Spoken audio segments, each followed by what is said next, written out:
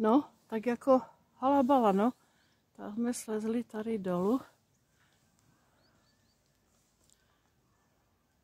A svah tu teda je pěkný.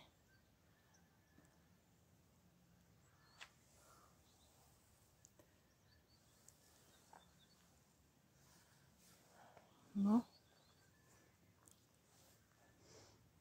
Drží to, prostě drží to.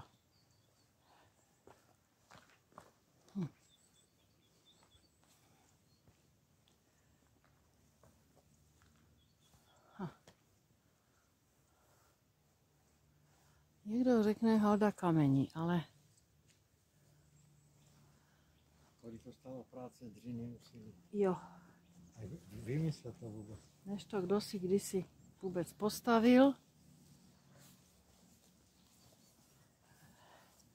Hlavný kaštěl dole byl.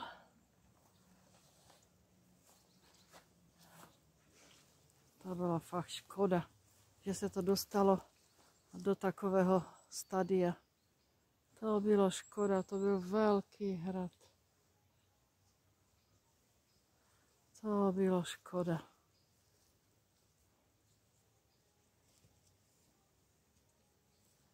To byla škoda teda, no. To se mělo zachovat. Aha.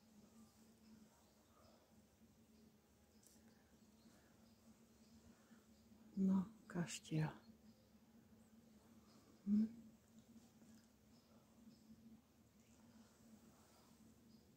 Tak se aspoň podíváš, no, nesedíš doma, vyjdeš si tam, kde ptáci zpívají.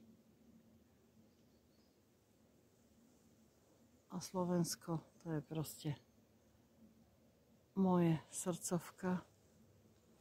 A kdo nemá hrát zříceniny, tak ať se na video nedívá, tak asi chodí tam, kde chce. To je každého věc. Každý máme jiný zájem.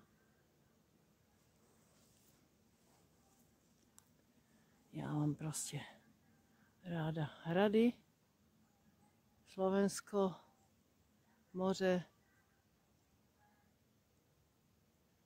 To je prostě pro mě jednička.